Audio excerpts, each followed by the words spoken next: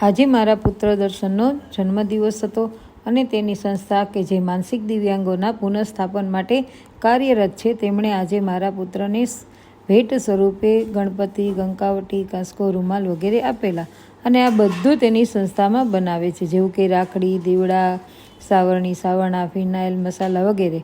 તો આપ પણ ત્યાંથી ઓર્ડર કરી અને મંગાવી શકો છો. તેમનું મેં સરનામું અને શું શું બનાવે છે તે સરનામું મૂક્યું છે, તો આપ પણ ત્યાંથી ઓર્ડર કરી અને મંગાવી શકો છો અને એ તમામ લોકોને જે દિવ્યાંગો છે તેમને પ્રોત્સાહિત કરી શકો છો. તો ખૂબ ખૂબ આભાર આશાદીપ સંસ્થાનો. દિલ હી છોટા સા छोटी सी आशा, मस्ती भरी मन से भोली सी आशा, चांद तारों को छूने की आशा आसमानों में.